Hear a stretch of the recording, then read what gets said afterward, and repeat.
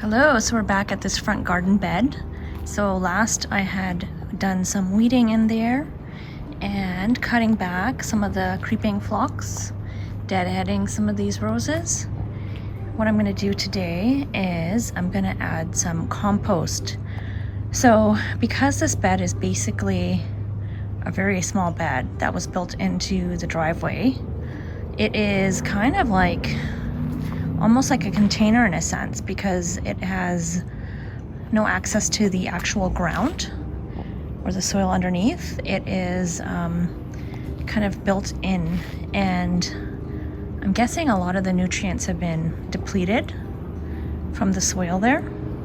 So even though I fertilized, what I'm going to do is I'm going to add some compost to kind of top dress this, tidy it up.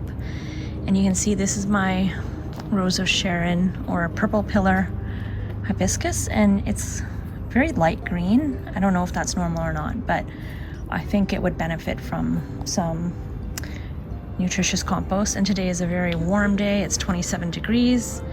So I think the compost will also help as a mulch to keep the moisture in, as well as adding nutrients. So let's get this mulched. So what I'm going to be using today for compost is this product that we get locally here in my area. It's called sea soil. It's organic compost, and it's basically made from stuff from the forest as well as stuff from the sea.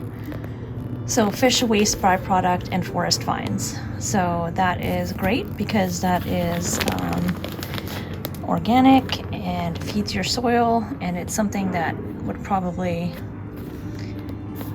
be waste product in any event. So this is supposed to be a really good product. It breaks up clay, retains moisture, so all the good things. So that's what I'm going to be using to top dress and to compost.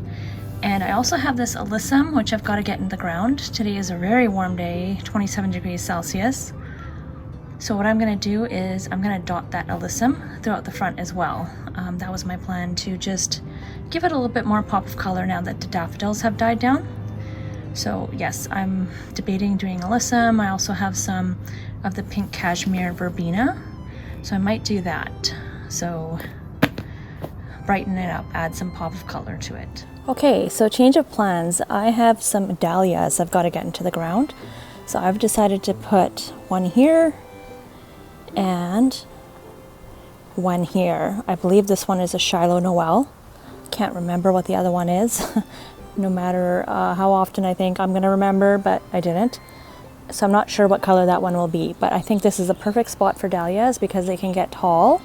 They'll be against a wall, so they'll be supported and won't fall down or blow over in a sheltered area. And this area does get pretty significant sun in the morning, so I think it will get sufficient sun in the morning for them to bloom.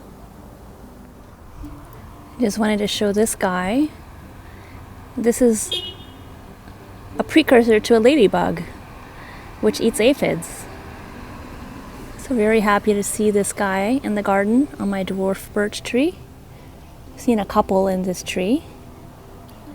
So if you see these guys, don't be scared and protect them, because they are garden friends. All right, we've got this mulched in. We've got the sea soil compost put in this front bed, which I think it's sorely needed to replenish some nutrients in this narrow bed. I wish this bed was like double the size at least.